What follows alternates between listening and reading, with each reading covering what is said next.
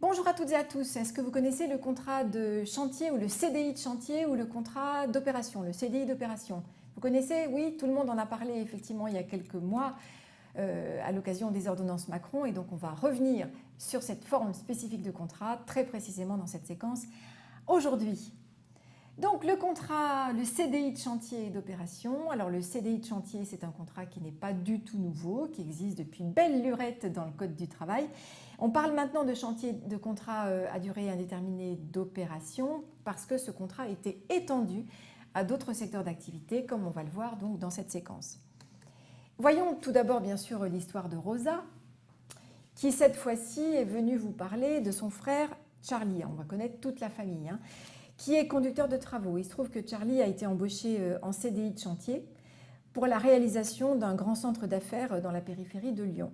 Et donc son contrat vient de commencer, donc son CDI de chantier vient de commencer. Donc son employeur l'a prévu que l'a prévenu que les travaux devraient normalement durer au moins 3 ans, et peut-être un peu plus. Et donc Rosa vous demande tout simplement si vous connaissez ce type de contrat et ses particularités, parce que son frère finalement ne comprend pas très bien s'il a été embauché en CDI ou bien en CDD. Donc on va essayer d'expliquer à Rosa ce qu'il en est.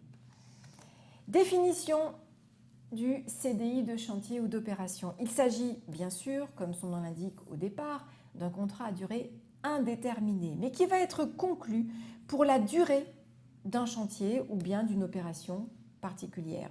Et cette forme de contrat permet à l'employeur de recruter des salariés pour réaliser un ouvrage ou bien des travaux précis et dont la date de fin ne peut pas être exactement connue à l'avance. Et donc ce contrat pourra être rompu par l'employeur dès lors que le chantier ou que le chantier sera terminé ou que l'opération sera réalisée. Donc c'est une espèce de mixte entre effectivement le CDI et le CDD. Mais d'emblée, on dit bien, le postulat, c'est qu'il s'agisse d'emblée quand même d'un contrat à durée indéterminée, qui donc se terminera quand le travail sera terminé. Quels sont les employeurs concernés par ce CDI de chantier ou d'opération? Alors, tous les employeurs des branches d'activité qui ont négocié et conclu une convention ou un accord collectif étendu qui en fixe les conditions et les modalités de mise en œuvre. Donc, prérequis obligatoire pour pouvoir utiliser cette forme de contrat et embaucher des salariés avec cette forme de contrat, il faut que les branches aient négocié sur le sujet. Ou alors, en cas d'absence d'accord, les employeurs concernés sont ceux des secteurs où son usage est habituel et conforme à l'exercice régulier de la profession qui y recourt au 1er janvier 2017, notamment le secteur du BTP ou de la construction navale. C'est-à-dire que soit on fait partie des secteurs d'activité qui avaient l'habitude de recourir au CDI de chantier avant l'entrée en vigueur des ordonnances Macron. Et donc, dans ces entreprises-là, il est clair qu'on n'a pas besoin d'un accord collectif qui irait nous préciser quoi que ce soit. On continue à appliquer le CDI de chantier comme on l'appliquait auparavant. Ça ne veut pas dire que les branches ne peuvent pas négocier dessus, évidemment, mais en tout cas, ce contrat continue à être peut être de nouveau toujours proposé aux salariés sans qu'il y ait forcément un accord de branche. Par contre, dans les branches d'activité qui n'avaient pas jusqu'à présent l'habitude d'utiliser cette forme de contrat, dans ces branches, il pourra y avoir un accord collectif étendu sur le sujet qui pourra donc ouvrir ce type de contrat aux employeurs donc de la branche. Alors, comment le CDI de chantier ou d'opération peut-il être rompu?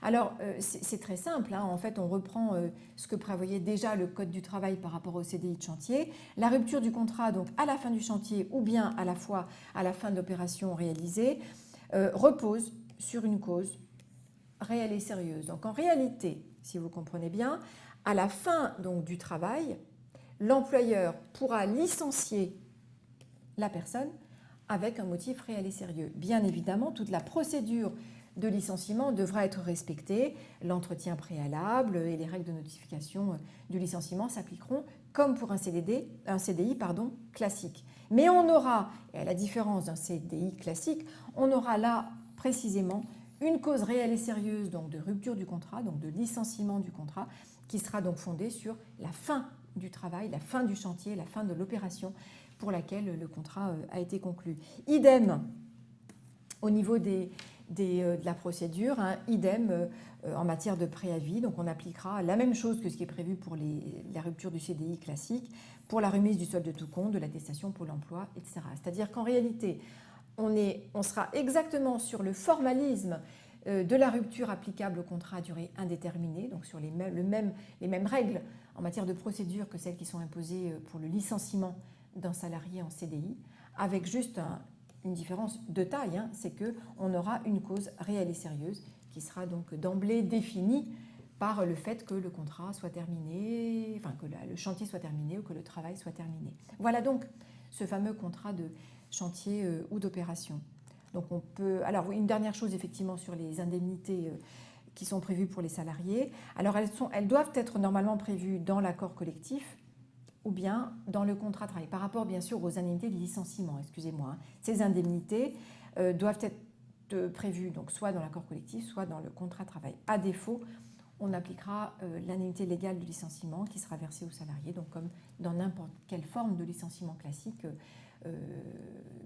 comment dirais-je, pour lequel on est sur une cause réelle et sérieuse. J'y reviendrai hein, sur l'indemnité sur une séance ultérieure. Alors peut-il y avoir rupture anticipée du CDI de chantier? Alors, il peut y avoir bien sûr annulation ou fin anticipée du contrat de chantier, donc avant la fin du chantier ou avant la fin du travail. Il faudra dans ce cas-là se reporter à ce que prévoient les conventions ou les accords de branche qui normalement doivent définir les situations dans lesquelles il pourra y avoir éventuellement donc, fin de contrat avant l'achèvement du chantier. On peut donc tout à fait répondre à Rosa hein, par rapport à la question que se posait ou que lui posait son frère Charlie. Donc il est effectivement en CDI, hein, c'est précisément, il a dit lui-même un CDI de chantier, mais donc on n'est pas sur un CDD, c'est bien un CDI. Il n'empêche que, effectivement, Charlie peut se poser la question parce que bon, son employeur a dit à Charlie que le contrat allait durer au moins 3 ans parce que le centre d'affaires allait être quand même un certain temps pour le construire. Mais ça ne veut pas dire que le contrat s'arrêtera pile poil au bout des 3 ans, bien sûr que non. Si le chantier n'est pas encore achevé, le contrat continuera. Mais effectivement, une fois que le chantier sera achevé, eh bien Charlie pourra faire l'objet d'un licenciement pour cause réelle et sérieuse et son contrat donc pourra être rompu,